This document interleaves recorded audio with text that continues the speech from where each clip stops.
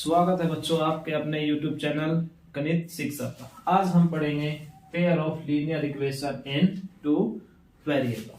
तो दो वेरिएबल में हमारी टू वेरिएबल में जो इक्वेशन बनेगी वो जो जनरल इक्वेशन है वो क्या होती है, ax plus by plus c is equal to 0।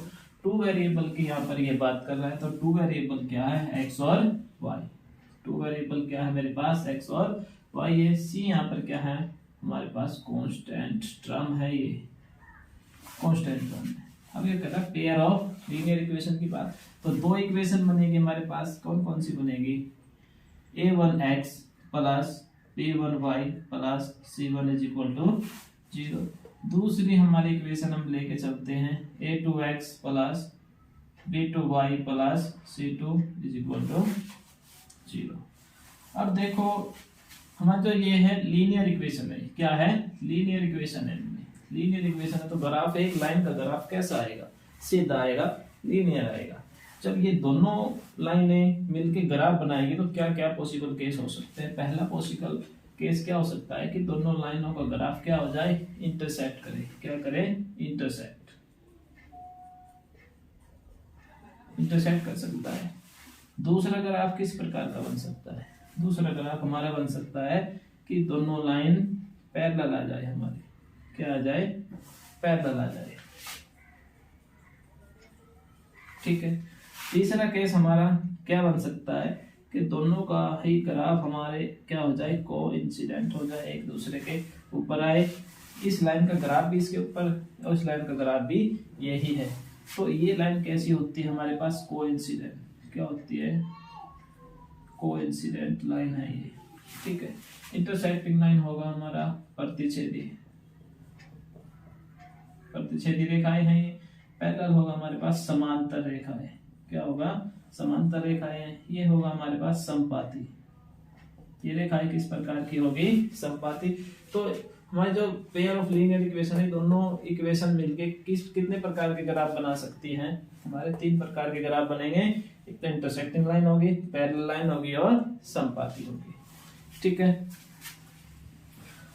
तो अब हम साथ साथ ये भी पढ़ लेते हैं, जब इंटरसेक्टिंग लाइन होती है तो इनका सॉल्यूशन कितना आता है।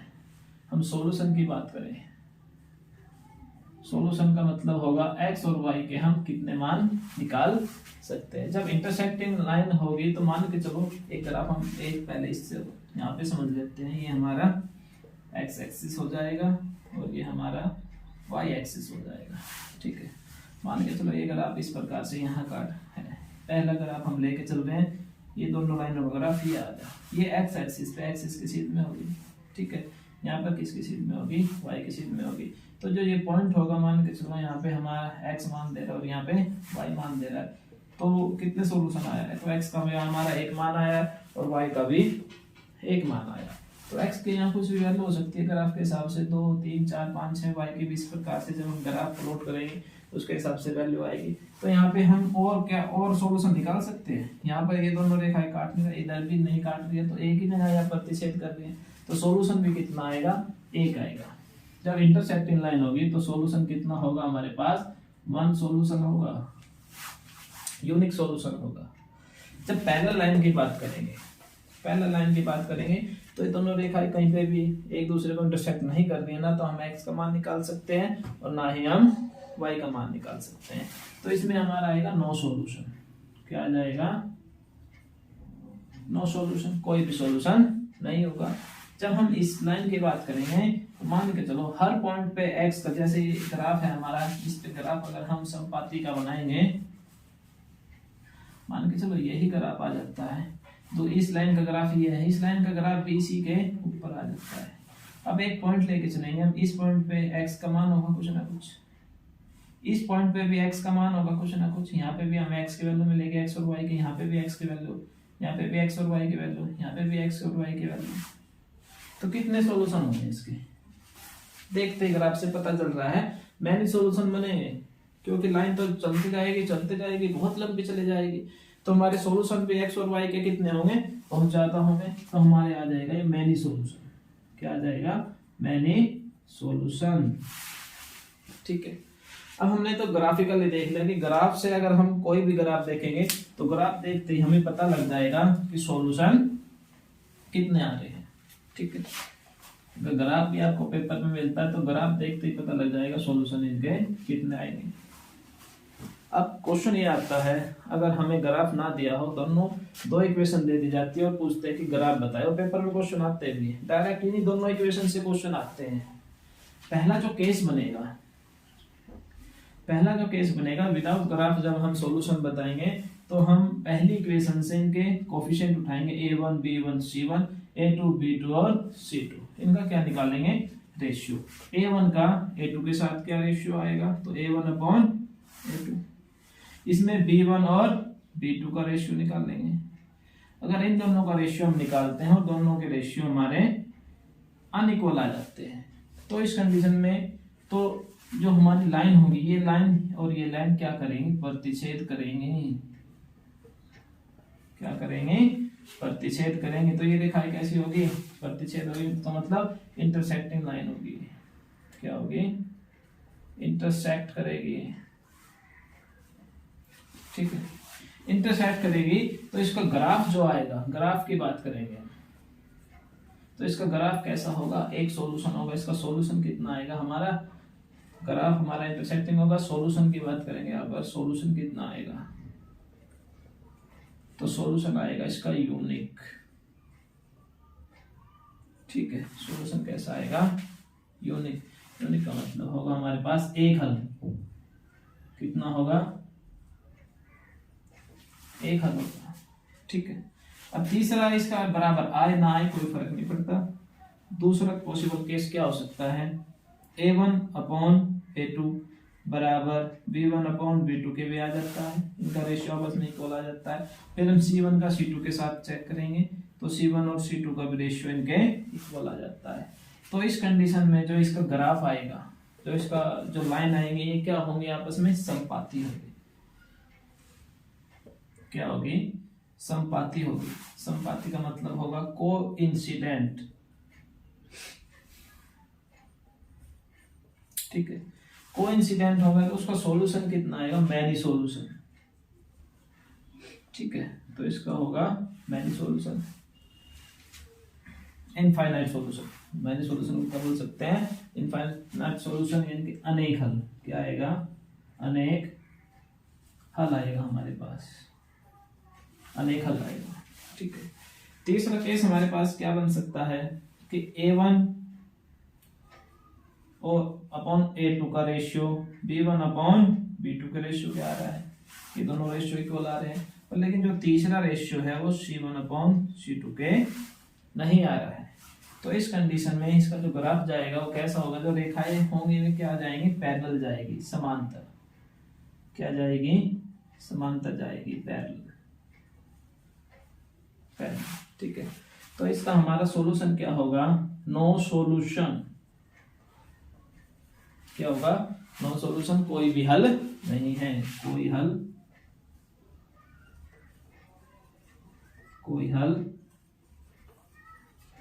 नहीं है। ठीक है, अब इन दोनों इक्वेशन को ध्यान से देख लो। यहाँ से क्वेश्चन 100% आता है, हरियाणा बोर्ड में भी, सीबीएसई बोर्ड में भी। दो इक्वेशन स्पेशल यही दे देगा, क्या बोलेगा, इन गिवन इक्वेशन हमारा a1x plus b1 y plus c1 बराबर 0, a2x plus b2y plus c2 बराबर 0। और इनमें से एक कंडीशन उठा के दे देगा। क्या देगा कि रेशियो, इनका रेशियो a1 अपॉन a2 बराबर नहीं आ रहा है b1 अपॉन b2 के। तो इनके हमारे इनके ऑप्शन बना देगा। इसका एक सॉल्यूशन है, तो इसका यूनिक सॉल्यूशन है या मैनी सॉल्यूशन है या कोई हल नहीं है। तो हमें देखते ही पता लग जाएगा। हमें पता है कि a1 अपॉन a2 का रेशियो b1 अपॉन b2 के नहीं आता है, तो क्या आएगा, यूनिक सॉल्यूशन आएगा।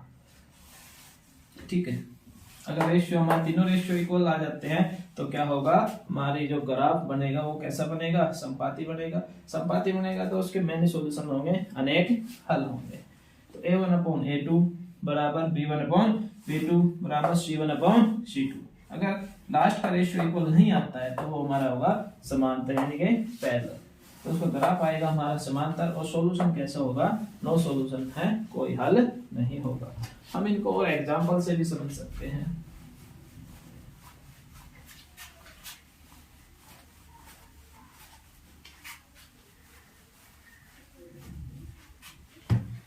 अब एक एग्जांपल लेकर चलते हैं। हम इक्वेशन दे रही है,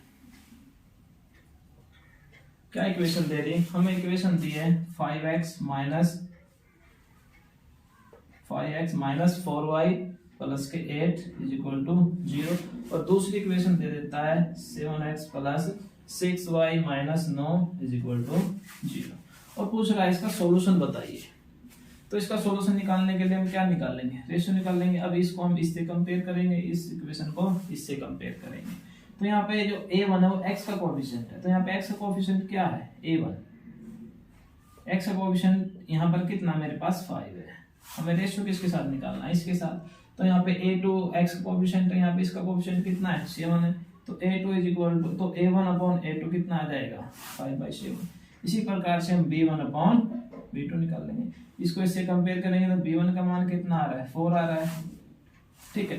और b2 का मान कितना आ रहा है मेरे पास? 6 आ रहा है। तो इसको कैंसिल करके लिखेंगे, 2 2 4 2 3 6, तो ये माइनस का आ जाएगा 2/3। तीसरा हम निकालेंगे c1 अपॉन c2 का रेशियो निकालेंगे।